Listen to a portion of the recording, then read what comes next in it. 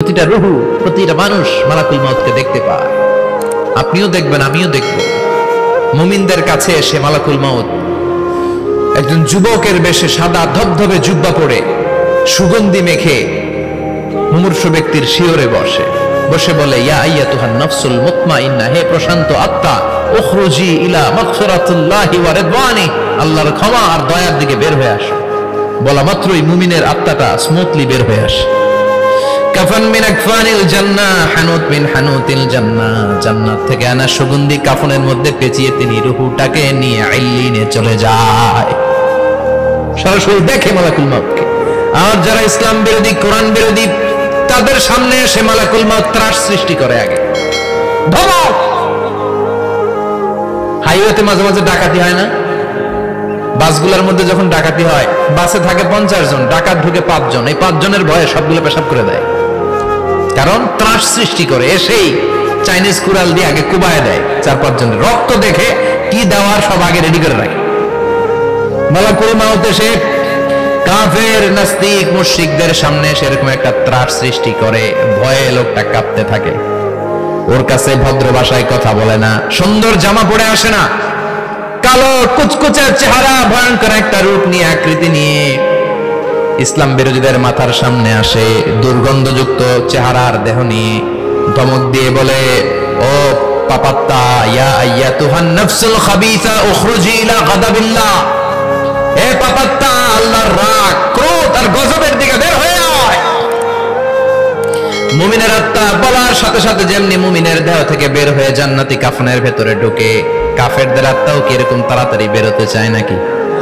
কাফেরদের আত্মা বেরোতে চায় না। ডানে দৌড়, বায়ে দৌড়, সামনে দৌড়, পেছনে দৌড়, আহা, দৌড়াদৌড়ি করে। মালাকুল মউত এটাকে টেনে হিচড়ে, একটা জীবিত ছাগলকে জবাই না করে তার চামড়া উল্টার দিকে টেনে হিচড়ে বের করলে ছাগলটা যত কষ্ট পায়, এর চেয়ে কমসে কম 70 গুণ বেশি কষ্ট দিয়ে কাফের, মুশরিক আর গাদ্দারদের রূহ কবজ করা হয়। আল্লাহ, এই পরিস্থিতি থেকে তুমি আমাদের বাঁচাও। মুমিনদের রূহ যেমনি কবজ হয়, ওইভাবে রূহ কবজের ব্যবস্থা করে দিও। ঈমানের মৃত্যু নসিব করে দিও, শাহীদি মৃত্যু নসিব করে দিও। আমাকে শহীদ করে সেই মিছিলে শামিল করে নিও, যে মিছিলের নেতা মীর হামজা, খোবায়েবে খাব্বাব, আল্লাহর কাছে ছিল অতি প্রিয়, শামিল করে নিও। আমাকে শহীদ করে সেই মিছিলে শামিল করে নিও। পড়েন আমিন। আর জোরে পড়েন আমিন।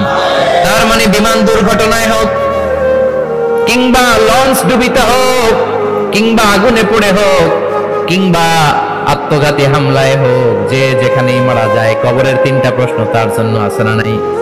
ইসলাম বিরোধীদের জন্য প্রশ্ন 3টা, আপনারা যারা মুমিন তাদের জন্য 4টা, আপনাদের জন্য একটা বেশি। আলহামদুলিল্লাহ। কোন কবরে এসে প্রথম প্রশ্ন করবে, মুনকার নাকির যখন চলে আসবে, 40 কদম যখন আত্মীয় স্বজনরা লাশটাকে কবরের মধ্যে দিয়ে 40 কদম চলে যায়, তখনই ফেরেশতা চলে আসে। আহা, শেষ, সব শেষ। এসে পরীক্ষা শুরু। মার রব্বুক, তোর রবের নাম কি? চিল্লায় বলেন, আমাদের রবের নাম কি? আমরা বলবো রব্বি আল্লাহ, আল্লাহ আমারে রব। দমে দমে তনু মনে তারি অনুভব। পড়েন, আল্লাহ আমারে রব। তোমার দুনিয়াতে আমি যেদিকে তাকাই, অথই নিয়ামতে ডুবে আছি সবাই। পাখপাখালির গানে শুনি তাসবিহ কল রব, তাসবিহ কল রব, আল্লাহ আমারে রব। প্রথম প্রশ্ন, তোমার রব কে? আমরা বলবো আমাদের রব আল্লাহ। দ্বিতীয় প্রশ্ন, মা দীনু, তোমার ধর্মের নাম কি? আমরা কি বলবো? তৃতীয় প্রশ্ন, বিশ্বনবীর চেহারা দেখিয়ে বলা হবে, আতারিফু হাযার রাজুল, এই লোকটারে চিনো নাকি? আমরা বলবো চিনি, আমাদের প্রাণের নবী, ঠিক কি না? চাঁদের চেয়ে সুন্দর তুমি নবী আমার কামলিওয়ালা, দু জাহানের বাদশাহ তুমি প্যারা নবী সাল্লাল্লাহু আলা, চাঁদের চেয়ে সুন্দর তুমি নবী আমার কামলিওয়ালা, ঠিক কি না? তিনটা প্রশ্নের যথাযথ উত্তর যখন দিয়ে দিলেন, আপনার জন্য অতিরিক্ত আরেকটা প্রশ্ন করা হবে, ওয়ামা ইলমুক, তোমার নলেজ কি? তিনটা প্রশ্নের উত্তর যে তুমি করতে পারলা, কিভাবে পারলা, কেমনে জানলা? নকল করে বলছো নাকি জেনে বুঝে আসছো? নকল হয় না? এখন তো পরীক্ষা চলতেছে বোধহয়। কি পরীক্ষা? এসএসসি পরীক্ষা। নকল হয়? কৃষ্ণপুরে নকল নাই না? এখন মনে হয় এগুলো একটু কমছে। একটা সময় ছিল অনেক নকল হইতো। পাঞ্জাবের ভিতরে নকল, পকেটে নকল, টুপির ভিতরে নকল, মৌজার ভিতরেও নকল, এমনকি মেয়েরাও নকল করে পরীক্ষার হলে আসে না নাই? স্কেলের মধ্যে লিখে নিয়ে যায়, হাতের মধ্যে লিখে নিয়ে যায়, ওড়নায় লিখে নিয়ে যায়, কাপড়ে লিখে নিয়ে যায়, আসে না নাই? ফেরেশতারা বলবে নকল করছো নাকি? কেমনে জানলা? তিনটা প্রশ্নের উত্তর তুমি কেমনে বললা? আল্লাহ তোমার রব, ইসলাম তোমার ধর্ম, এই লোকটা বিশ্বনবী, কেমনে চিনলা? আপনাকে তখন বলতে হবে আমি কোরআন থেকে শিখেছি, আমি হাদিস থেকে শিখেছি, আমি ইসলাম জেনে বুঝে মেনেছি, আমি আন্দাজে কোথাও ঘুরি নাই। চিল্লায় এখন ঠিক কিনা? আপনাকে বলতে হবে, এজন্য শিখতে হবে, প্রতিনিয়ত ইসলাম সম্পর্কে জানতে হবে, আখের গোছাতে হবে, জীবনটাকে আলোকিত করতে হবে। চিল্লায় বলেন ঠিক কিনা?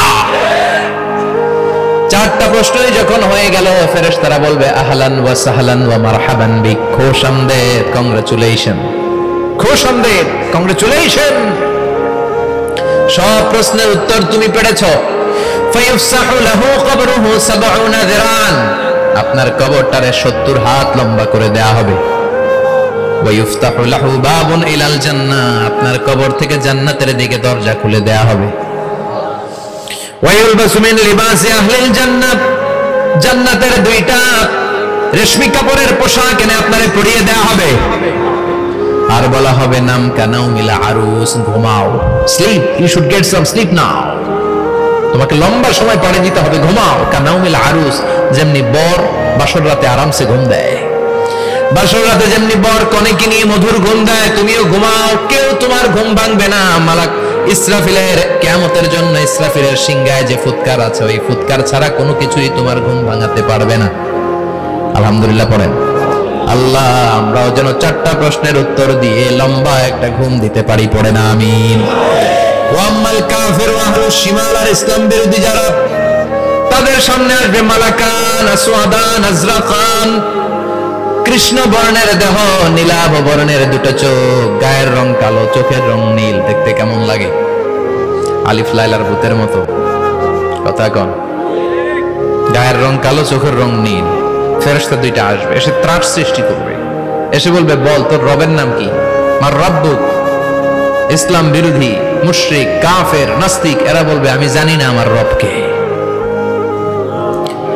আমি জানি না, আমি তো আজীবন শুধু চেয়ার করেছি, মদ খেয়েছি, আমি ধর্ষণে সেঞ্চুরি করেছি দুনিয়ার বুকে, আমি টেন্ডারবাজি করেছি, চাঁদাবাজি করেছি, আমি মাস্তানি করেছি, আমার দাপটে এলাকার ইসলাম প্রিয়রা বাসায় ঘুমাতে পারে না। আমি ছিলাম টেন্ডারবাজ, আমি ছিলাম গডফাদার, সন্ত্রাসীদের লিডার, আমি ছিলাম ডন 1 2 3 সব, আমি ছিলাম ডনের ডন, আমি ছিলাম মাস্তান, রংবাজ, রব টপ কি আমি তো জানি না। লাদ্রি লাদ্রি, আমার জিজ্ঞেস করো না।